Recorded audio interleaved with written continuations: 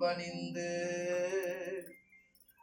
அல்லல் அறுப்பானேவோ என்று சொல்லிற்கு அறியானை சொல்லில் திருவடியில் சொல்லிய வாட்டின் பொருள் உணர்ந்து சொல்லுவார் செல்வர் சிவபுரத்தில் உள்ளார் பல்லோரும் மேற்ற பணிந்து.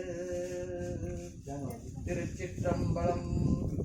தென்னாடுடைய சிவனே போற்றி, எந்நாட்டவர்க்கும் இறைவா போற்றி.